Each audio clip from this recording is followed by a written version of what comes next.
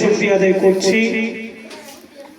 আল্লাহ রাব্বুল আলামিন আমাদের সেই জানুয়ারির 1 তারিখ থেকে নিয়ে আজকে ডিসেম্বরের 20 তারিখ পর্যন্ত প্রায় 12 মাস একটি বিশাল জার্নির পরে একটি ফলাফল প্রকাশের অনুষ্ঠানে আল্লাহ তাআলা আমাদেরকে একত্রিত হওয়ার সুযোগ দিয়েছেন।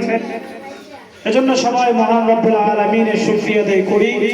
শিক্ষার্থীরা আমরা সবাই বলি আলহামদুলিল্লাহ। আমরা খুব সময় নেব না, ফলাফল প্রকাশ অনুষ্ঠান অল্প সময়ের মধ্যে আমরা ইনশাআল্লাহ চেষ্টা করব 10টার মধ্যেই শেষ করতে। এর পূর্বে কয়েকটি গুরুত্বপূর্ণ কথা আমি বলবো, এরপরে ফলাফল প্রকাশ করা হবে এবং দোয়া হয়ে যাবে ইনশাআল্লাহ। এবং আমরা পূর্বেই ঘোষণা করেছিলাম আজকে আমরা শুধু ফলাফলটাই ঘোষণা করব। আমরা আজকে কোনো পুরস্কার বাচ্চাদেরকে দিব না, যেহেতু আজকে আমাদের এখানে অনেক বাচ্চা উপস্থিত রয়েছে এবং থাকাটা খুব স্বাভাবিক। আমাদের তৃতীয় শ্রেণীর বাচ্চাদের পরীক্ষা শেষ হয়ে গেছে আর 1 সপ্তাহ আগে।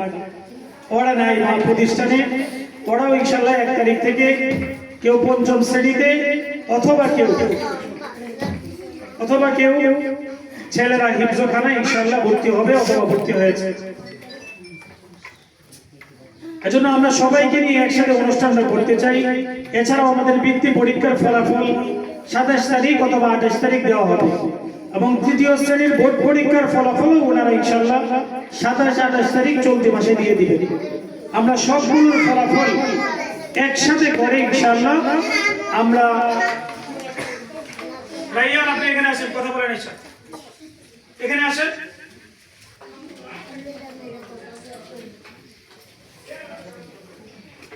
আপনারা সবগুলো ফলাফল